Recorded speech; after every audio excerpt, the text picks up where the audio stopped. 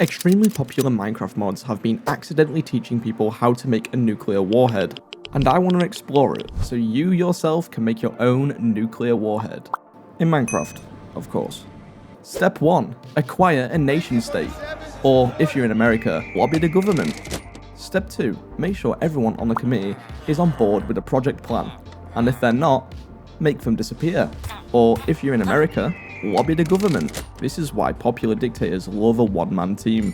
Step 3, and this is the most important step, so make sure you pay attention. Have a lot of money. Now that the 3 main steps are complete, we can get into how you accidentally made your nuclear warhead. In Minecraft, the first thing that you definitely didn't do was extract uranium from uranium ore in the form of tri-uranium octoxide, also known as yellow cake, which is just basically popping candy on steroids and is extremely tasty and sour. You just stick your finger into the cursed dib-dab and off you go. Let's give that a little quick suck. 20 million calories of pure unadulterated energy. What you definitely shouldn't be doing is turning your yellow cake into uranium dioxide by using hydrogen to perform a redox reaction. This is also known as the dry process to manufacture uranium oxide. Having this chemical is not a problem though, as long as some dumb employee doesn't mix it with extremely concentrated hydrofluoric acid, as this sets up the precursor to make uranium hexafluoride. As long as you don't filter it and react with extra fluorine, you should be fine. Oh, you've already done all these steps? Okay. According to the report, you lost the uranium solution. How interesting. It was just randomly found in an industrial grade centrifuge. And one of your new nuclear scientists just so happened to close the centrifuge and it started without being able to stop it. Crazy. I'm sure you're going to properly deal with these fissile uranium-235 isotopes. Surely you're not going to take this 90% enriched uranium hexafluoride and back react it with steam to make weapons-grade uranium dioxide pellets. Now, for the best safety measures, make sure we keep that uranium-235 in a geometry that reduces neutron flux. We don't want that bad boy going critical. Oh no! Oh no! You know, just in case you have some of those enriched uranium pellets on hand. Mistakenly, of course. Okay, let's be honest, the jig is up. All these accidental mistakes, we might as well just follow through and make full-blown weapons of mass destruction. Why not? Everyone else has got them. Why can't you? Wait, no. I mean in Minecraft. Now, if the IAEA come knocking, just make sure to tell them that this is for power generation purposes. For peaceful purposes! And if they ask why it's 90% enriched weapons-grade uranium, just deny it. They're not going to do anything about it anyway, the UN never does. Now, it's around this time where people start running into problems. If your banks are not owned by America, then be sure to say hi to the B-2 bomber that's going to fly over very soon. But, again, this can be all avoided if you're just an American company. Or if you can develop your nuclear capabilities in time. In Minecraft, of course. First, we need to build our ICBMs, or intercontinental ballistic missiles. And to be honest, just having the capability of ICBMs is enough to deter most people anyway. But we want the ultimate deterrent in Minecraft.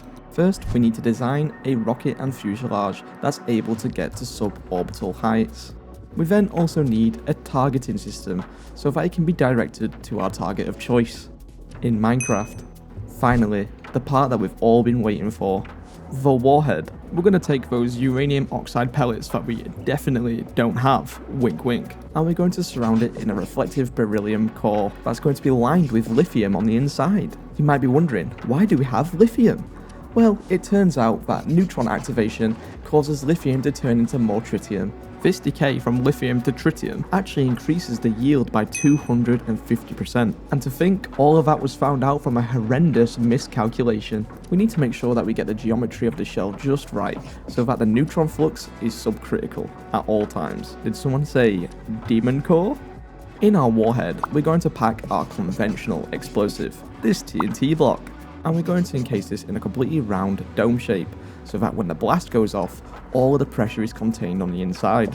Finally, when it's time to detonate our nuclear warhead in Minecraft, The temperature and pressure of our conventional explosive will cause our kilograms of uranium to go critical, releasing horrors beyond any human's comprehension. Oh, but wait, we have one more stage, just to maximize our efficiency on this. Next to our beryllium core, we're also going to have a palladium core. Inside this core will be a ratio of 1:1 tritium and deuterium, which are isotopes of hydrogen, and the perfect candidates for fusion. So now we've got our 3-stage nuclear warhead, our conventional explosive, our nuclear explosive, and finally our thermonuclear explosive, each one creating a chain reaction for the next. Congratulations, you now have a hydrogen bomb.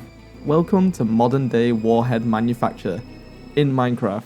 Now that you have your long-range ICBMs and your ultimate deterrent, you, yes you, can now feel safe and protect the citizens of your great nation in Minecraft.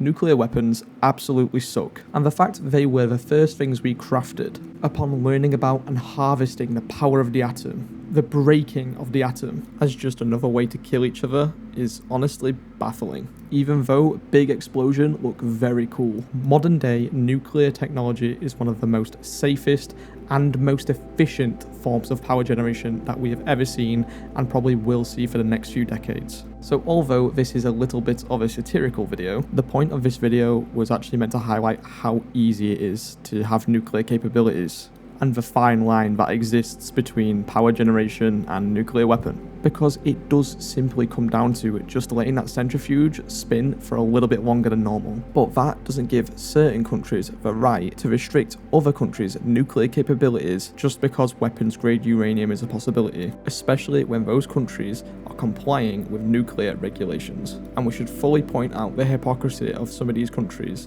that do this, that don't adhere to those regulations themselves. We all know who I'm talking about. So, instead of killing each other, we should instead focus on progressing humanity. From throwing stones to throwing rockets in space, from breaking stones to breaking atoms. Humanity truly is based. And as always, thank you very much for watching, and I'll see you next time.